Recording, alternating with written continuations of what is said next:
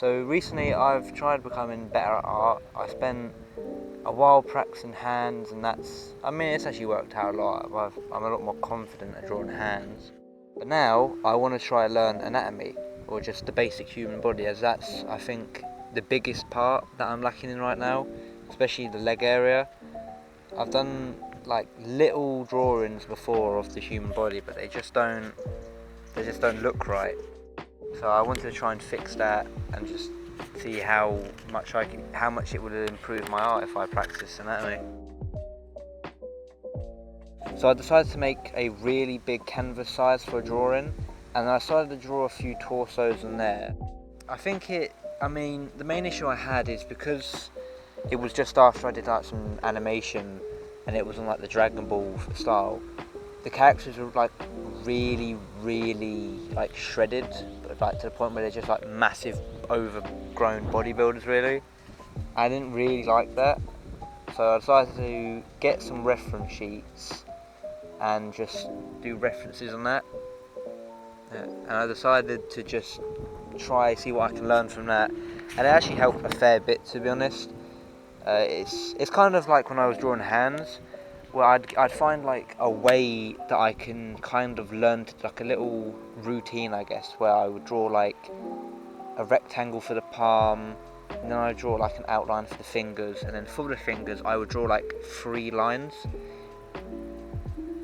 So that is what helped me with hands, and I was hoping to do something similar with the body, which I kind of did. It helped me learn how the actual chest muscles are, and then mainly the ab muscles is where I really struggled with.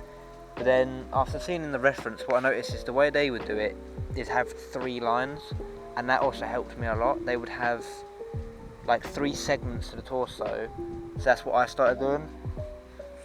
I think that definitely helped me see things a lot more clear, to just get it looking a lot better. And then the next day I did more torsos on that same canvas to just finish it off, since there's only a few spaces left that I could actually fit drawings in. I think all the hair, like, some of them definitely turned out better than others, but I think you can see an improvement, and I kind of am happy for that.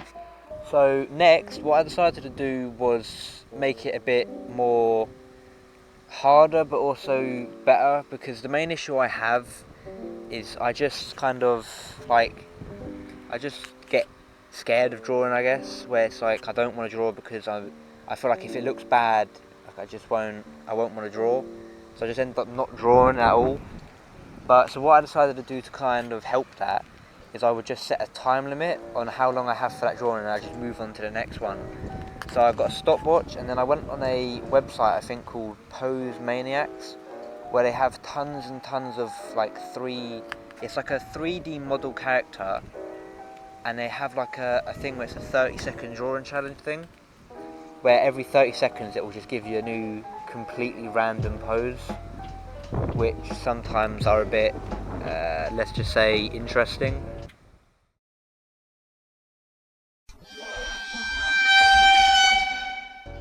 But I decided not to do 30 seconds because that'd be stupid, so I changed it to 3 minutes. One thing I quickly noticed while doing these 3-minute drawings is that 3 minutes is not a long time. So I decided that although the time was still on 3 minutes, I'd go to maybe 5, 6, just depending on how long it took me to get comfortable. And then I decided to make it 8 minutes, and then I did a few drawings with that, but then I decided to just make it 10 minutes because that'd make it a lot less, make me rush a lot less, so I can actually focus on the drawing. So far I'm learning from this, from these 3D models. I think it is very helpful, and obviously I'm still going to keep practicing. I'll probably make this like a multiple part series kind of thing, just to kind of track all my progress throughout next few weeks or months.